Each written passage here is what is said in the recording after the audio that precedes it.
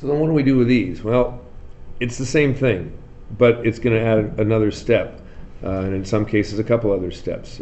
We have a base equal to a number.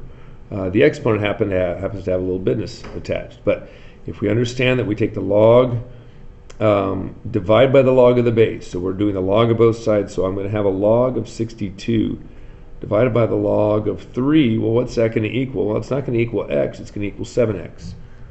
Okay, so if you do this, you do the log of 62 divided by the log of 3. That right there is 3.7566 or whatever. But that's equal to x. So if I have that, if I can put it here, okay, 3.76 is equal to 7x. Now I just need to divide by 7. Divide by 7, I get my answer. It's 0.537. Okay, that's the answer. Now, how do I know it's the answer? Well, if I take this 3 to the power of parentheses 7 times that previous answer, that should give me a 62, and it does. And we do that likewise, do the same thing here, do the same thing here. Although over here, what would I need to do first? Divide by 2 first. Okay, so it would be the same thing, but it would be 5 to the x plus 7 equals 64. Log of both sides, take care of your business. Divide by the log of the base, that would be this thing in the denominator, so log 64 divided by the log of 5, it would equal this, x plus 7. And so what you'd simply have to do is whatever this is, add 7 to it, or subtract 7 from both sides. Okay, log 64 divided by the log of 5, and then subtract 7, and you have a negative number. Okay, now wait a second, I'm going to write that down, negative 4.416.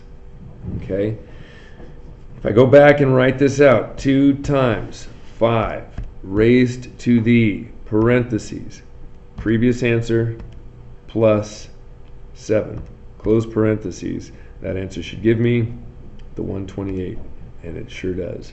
So they might look weird, but they're right most of the time. Let's do one more here that looks a little crazy. I would start by adding 6. Not unlike some of the problems we've already done. That cancels this, it gives me 15. Okay, what am I going to do with the 15? Well, over here I got to divide by 3. Don't multiply those, not allowed. Okay, now we're at a place where we are at 4, the 4x plus 1 equals 15 divided by 3, or 5. That doesn't have to be that big to make 4 turn into a 5 by an exponent. Okay, so we take the log of both sides, we divide by the log of the base.